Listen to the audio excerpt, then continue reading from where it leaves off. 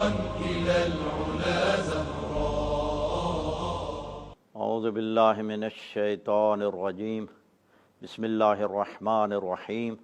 الحمد للہ رب العالمین الصلاۃ والسلام علی سید الانبیاء والمرسلین واہل بیتہ الطیبین الطاہرین المعصومین واصحابہ المنتخبین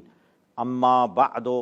فقد قال رسول اللہ صلی اللہ علیہ وآلہ وسلم فاطمۃ بضعۃ منی فمن اغضبها فقد اغضبنی ویؤذینی ما اذاہا۔ حال ہی میں ایک ناسبی اور خارجی نے حضور نبی کریم صلی اللہ علیہ وآلہ وسلم کی میراث کا مسئلہ چھیڑ کر سیدہ فاطمہ زہرا سلام اللہ علیہا کی توہین کی ہے اور مسلمانوں میں تفرقہ ڈالنے کی مذموم کوشش کی ہے۔ سیدہ فاطمہ زہرا سلام اللہ علیہا کی شان میں جو اس نے گستاخی کا ارتکاب کیا ہے، اس گستاخی کے ارتکاب سے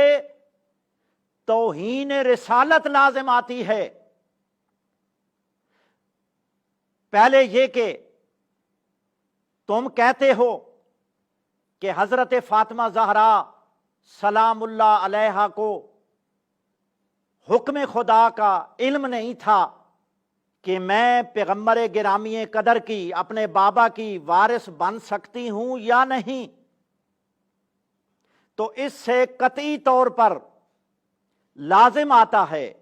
کہ پیغمبر گرامی قدر صلی اللہ علیہ وآلہ وسلم نے احکام تبلیغ میں کوتاہی کی ہے، العیاذ باللہ، کہ حضور نبی کریم نے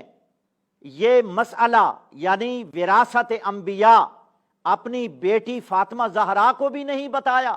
جبکہ دین مکمل ہے۔ الیوم اکملت لکم دینکم واتممت علیکم نعمتی ورضیت لکم الاسلام دینا، جبکہ دین مکمل ہو چکا ہے، لیکن نہ فاطمہ زہرا کو علم ہے، نہ حضرت علی کو علم ہے، نہ ان ہستیوں کو علم ہے، تو اس سے پیغمبر گرامی قدر کی العیاذ باللہ ثم العیاذ باللہ حضور کی یعنی یہ توہین رسالت ہے، اس میں یعنی توہین پیغمبر لازم آتی ہے کہ آپ نے مسائل میں کوتاہی کی ہے۔ دوسری صورت یہ ہے کہ سیدہ فاطمہ زہرا سلام اللہ علیہا کے بارے میں قرآنی آیات پیش کروں، میں نصوص سریہ پیش کروں، میں احادیث صحیحہ پیش کروں، یہ تحصیل حاصل ہے، جبکہ تمام امت اسلامیہ کو سیدہ فاطمہ زہرا کی عظمت، رفعت، جلالت معلوم ہے۔ تو اس حوالے سے پیغمبر گرامی قدر نے اپنی لخت جگر کے بارے میں ارشاد فرمایا کہ فاطمہ تو بضعۃ منی، فاطمہ میرا ٹکڑا ہے، فمن اغضبہا فقد اغضبنی، جس نے فاطمہ کو غضب نہ کیا اس نے مجھے غضب نہ کیا، یؤذینی ما اذاہا، جس نے فاطمہ کو اذیت پہنچائی اس نے مجھے اذیت پہنچائی۔ اور یہ حدیث بخاری اور مسلم دونوں کتابوں میں موجود ہے۔ تو یہ حدیث صحیح متفق علیہ ہے کہ پیغمبر گرامی قدر ارشاد فرما رہے ہیں کہ فاطمہ میرا ٹکڑا ہے۔ یہ آپ اندازہ کریں کہ حضور کا کوئی ٹکڑا خطا کار ہو سکتا ہے، حضور کا کوئی جسم کا حصہ خطا کار ہو سکتا ہے، اس کو قصوروار خطا کار کہہ سکتے ہیں؟ قطعاً نہیں کہہ سکتے۔ اور یہ پیغمبر گرامی قدر کی شان میں گستاخی ہے کہ سیدہ فاطمہ زہرا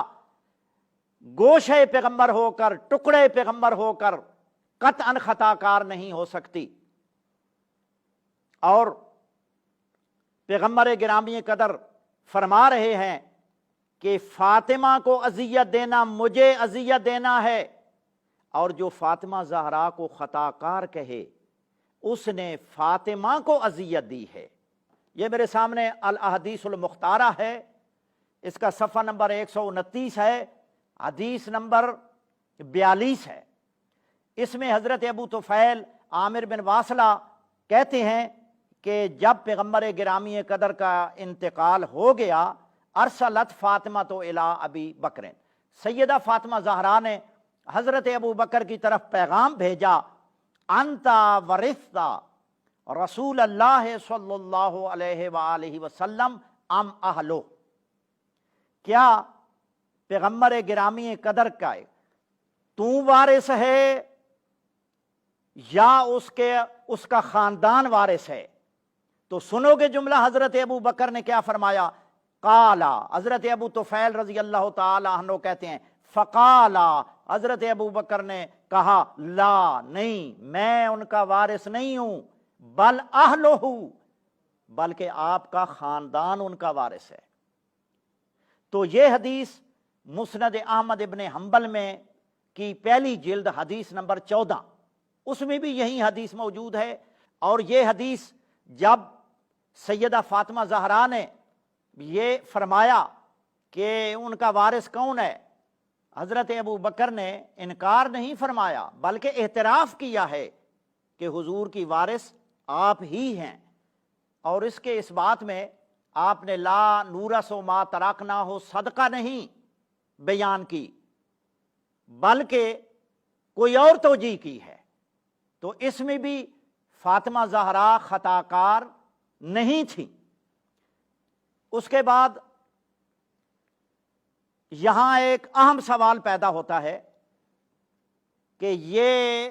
جس کا مطالبہ سیدہ فاطمہ زہرا کر رہی تھیں کہ میں پیغمبر گرامی قدر کی وارث ہوں، تو جب تیسری خلافت کا دور آیا تو انما اقطع عثمان و فدک لمروان، تو حضرت عثمان نے فدک مروان بن حکم کو بطور جاگیر دے دیا۔ اب مروان ترید رسول ہے، فاطمہ زہرا کو فدک نہیں دیا گیا، ان کو میراث یعنی میراث پیغمبر نہیں دی گئی،